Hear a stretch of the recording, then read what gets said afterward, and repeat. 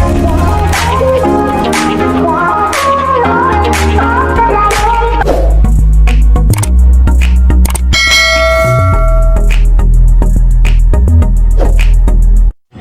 mga fish, this is Data once again and welcome back to my channel. Okay, so this morning mayroon tayong gagawing mukbang. Pero before tayo mag-mukbang, mayroon tayong kumbaga gagawin na mga proseso para magiging to siya. Actually guys, ito yung gagawin natin. Gagawin nating halo-halo con kay Mito. So, kay Mito con halo-halo. Okay, so ang gagawin natin is i-grate natin to isa-isa. Ito yun. Ayan. Ito yung star apple or kay Mito. So, kay Mito con halo-halo. So, best for summer, no? So, sa Bisaya, yan ay tinatawag na lamaw. Okay? Sige, so before that, kung bago pa po kayo sa aking channel, please like, share, and subscribe to my YouTube channel and hit the notification bell para po lagi kayong updated sa aking mga gagawin mga vlog. Okay? So much for that. I'll be back. Bye, Canada. Meanwhile. Okay, welcome po again sa aking vlog. So, as I've said kanina, gagawin natin tong halo-halo con kay Mito. Okay, so first, of course, yan, tatanggalin natin yung laman. Yan. So, gamit ang kutsara. Ito. So, isa-isahin natin tanggalin yung laman ng kay Mito. Yan. So, ganun lang kasimple yung natin, halo-halo. So, magiging halo-halo siya. So, mas masarap ito sa yung jowa. So, yan nga. Yan, tinatanggal natin isa-isa. Yan. Ito. Yan. Diba? So, gagawin natin tong halo-halo. So, ang tawag na dito is halo-halo con kay Mito. Yan. So, kailangan lang guys, yung kunin yung kay Mito, siyempre yung hinog. Kasi pag hindi hinog, hindi mo yun makukuha.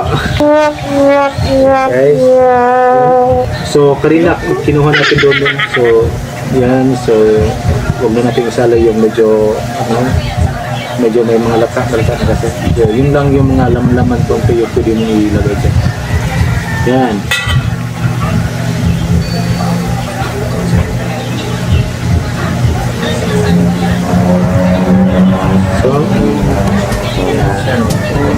So, may dalawang klase ito na kay dito, yung purple o yung violet, tsaka yung white yung so, kahit titingnan nyo, kahit green pa yung yung green pa yung cover, yung kanyang balat, pero hinog na siya kasi ito yung kumbaga isa to sa mga hybrid na kainito.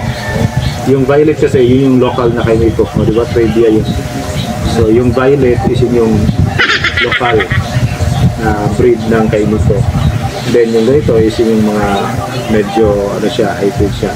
So kahit green pa siya, pwede mo nang makain kasi hybrid nga. Whereas yung violet, kailangan mo pang pinamahinog bago mo makain. Kailangan yung violet talaga siya. Okay? So ito guys. So ganito lang yung gagawin natin. Kailangan mo lang tanggalin yung laman. Yan. Sarap to guys. Subukan nyo.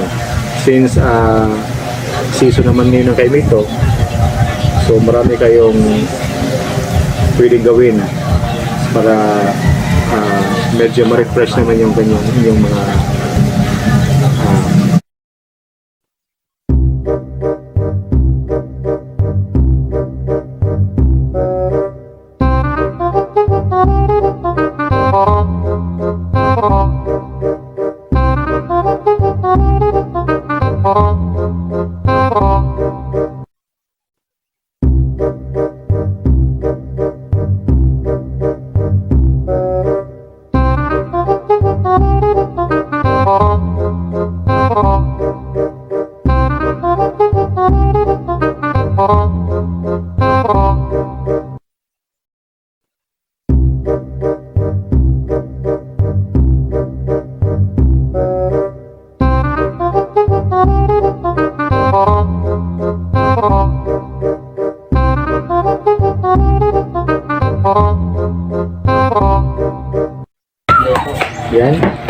try natin kasi may mga ano siya, may mga bubuo. So, kailangan mong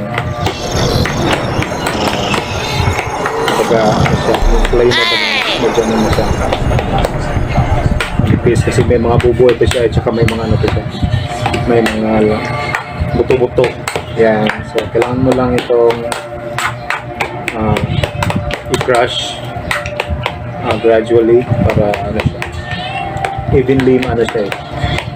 Baka pantay-pantay yung kanyang pagkakas. Yan. Oh my God! Wow! So, meron na kayong kay Mito on halo. So, best for this summer. What the fuck? So, ayan guys, of course, meron tayong condense. Halo natin dito yung condensed milk Malipong po. sa ating, yun lang kasimple. Simplahan nyo lang. No? Malipong po. Kung gusto nyo medyo matamis, so you can add a little bit sugar. So, konti sugar lang, of course, itong nagpapakamisan nito is yung ating ito. So, although yung kay Mito kasi is matamis na siya. So, yun na siya, kailangan pang lagyan mo ng maraming asukal. Kasi, matamis na siya. And then, meron tayong condense. So, hindi na kailangan na masyadong matamis. Pero depende na yun sa inyo. Kung gusto nyo mahilig kayo sa matamis, so, you can add sugar. No? Pero para sa akin, okay na to. Kasi matamis na siya. So, hindi na kailangan. So, immediate naman to na halo-halo. So, kahit di mo na ito ilagay sa ref, pwede na. Kasi kahit lagyan mo na ito ng konting ice. So, ayan. So, busin na natin itong ano natin. Ito rin ko na. So, then after that, you can add ito, yung ating yellow.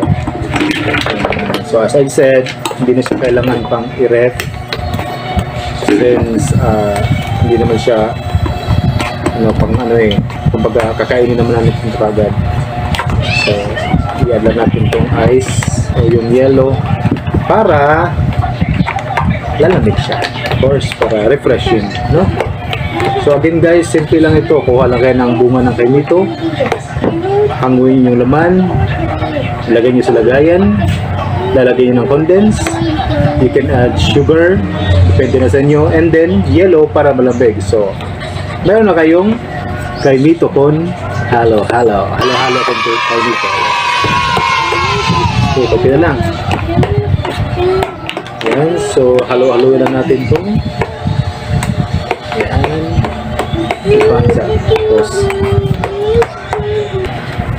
So, ayan guys. So, ito na yung ating halo-halo con kay Mito. Ayan. So, pinag-hati-hati natin ito sa anin kasi anin kami dito. So, ayan. So, kain na. Kain na. Dear. So, ayan. Kain na tayo. Mama. Sila, mama. Okay, so ayun na, and ito yung tinatawag na halo-halo con kay Mito. So, simple lang, kung mayroon kayong kamito dyan, hanguin nyo lang, and then pag-halo-haloin nyo, lagay nyo ng gatas, konting ice, at saka asukal, yan, halo-halo na. So, ayun po. So, kain na. Wala ba itong uod? So, libre uod din. Ano yan?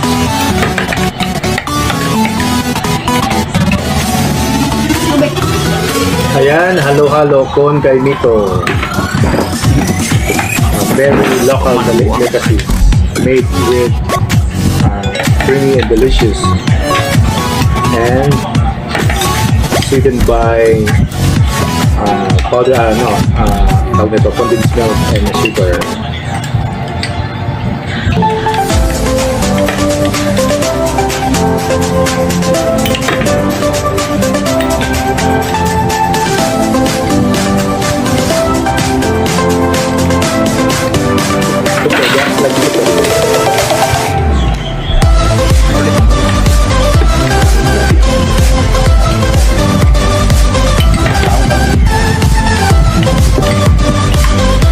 Guys, thank you so much for watching and for subscribing my channel.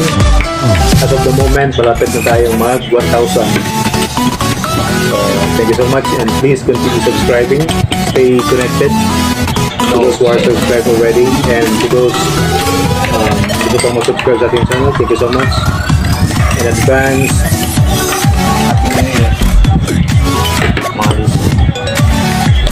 advance celebration for 1,000 subscribers.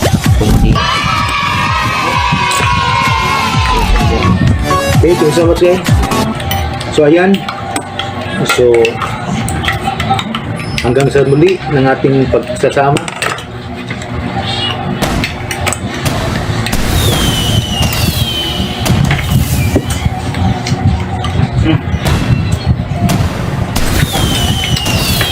This is Nathan once again.